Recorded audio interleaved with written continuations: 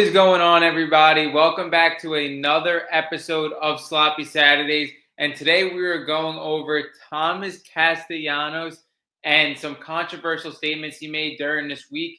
Now, we talked about Diego Pavia in a previous episode. I just want to say, what are these guys doing? Like, what are they doing?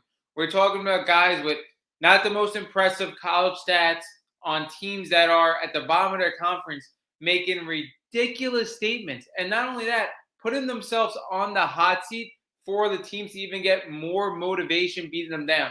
Now, I understand it if you're a elite quarterback in college football and you're playing for a top-notch program and you feel like you could truly back up the statements, but to be absolutely delusional and give more fuel to the fire for teams that are vastly better than you, vastly more talented than you, this is absolutely insane. This is going to be a quick video. I'm going to go over the two statements Thomas Castellanos made, go over his career in college football, what I think about him, the expectations for Florida State possibly, and then we're going to wrap up this video. So let's get right into it. The two quotes Thomas Castellanos made.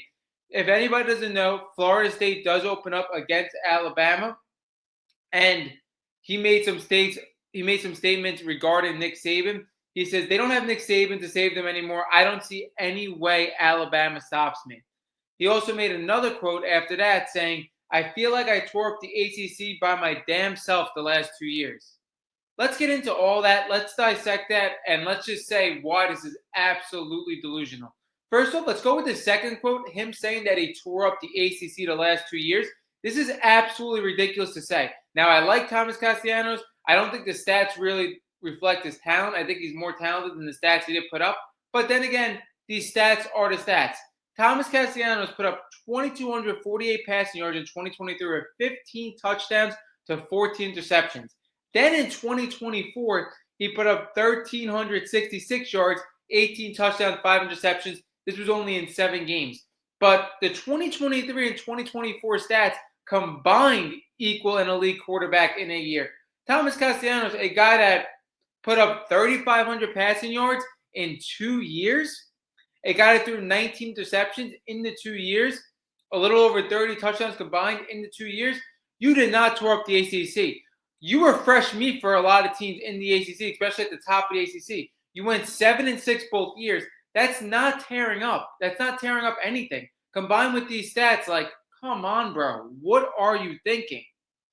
Now, he gives his extra fuel to the fire with Alabama, saying he doesn't know how Alabama's going to stop them without Nick Saban.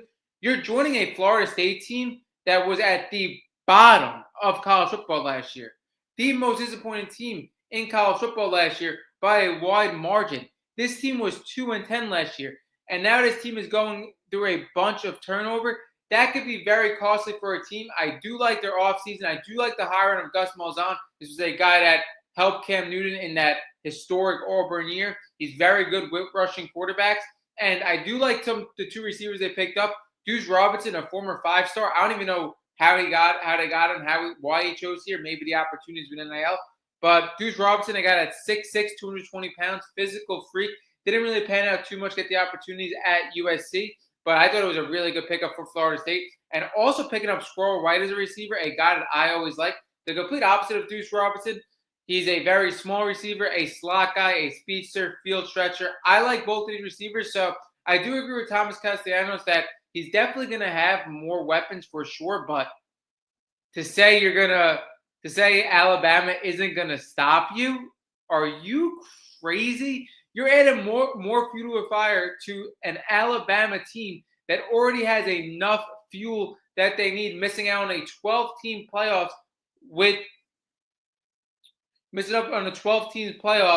when they make the 14 playoffs every year. They miss out on a 12-team playoffs. You're adding more fuel to the fire saying, how are they going to stop you? And this is a team that really retained everything they needed when you talk about LT Overton, Justin Jefferson, Ryan Williams, Jeremy Bernard, Jan Miller. This is a team that really retained everything they need. And this is a team that really has a lot to prove this year. They definitely need it. And to say they're not going to stop you because they don't have Nick Saban on a 2-10 Florida State team. Not only that, this Florida State team is opening up as 13-point underdogs against Alabama, and you just gave Alabama more fuel to come out and absolutely dominate you. This was a horrible move from Thomas Castellanos that I'm not sure is going to be able to back it up in this game. Again, we talk about it time and time again. We said it with Diego Pavia. Now we said it with Thomas Castellanos. People are just making bold statements that I'm not sure they could back up. It really seems like people are saying anything. And again, Thomas Castellanos, same thing with Diego Pavia.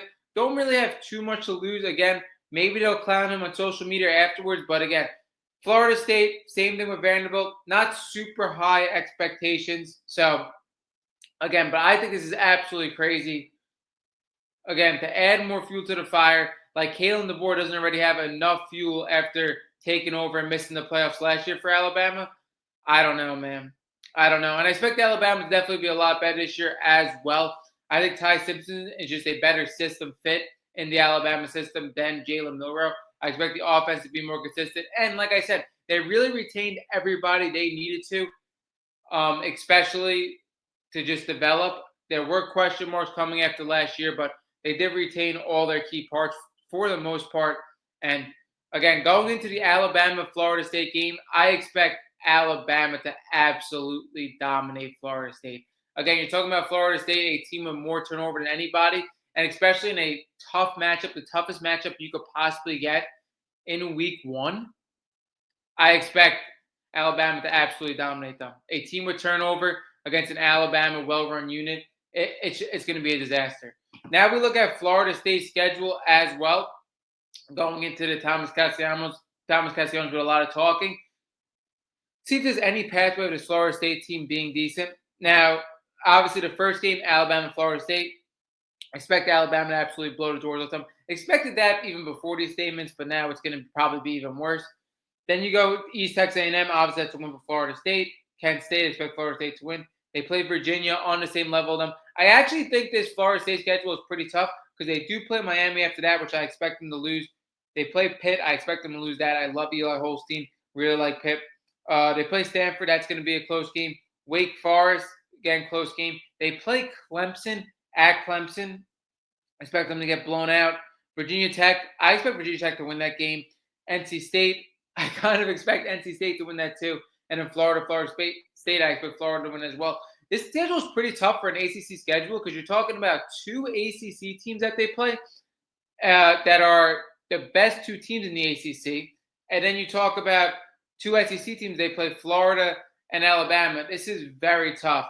Now, wrapping up this video, like I said, I think Thomas Castellanos made a major mistake. You're giving fuel to an Alabama team that doesn't need any more fuel, and you're making statements that you and your team just can't back up against this Alabama team. That wraps up this episode of Sloppy Saturdays. Again, we come at you guys with college football content 4 or 5 times a week. We upload constantly. Any new news, come here for college football. That wraps up this episode for Sloppy Saturdays, and we are out.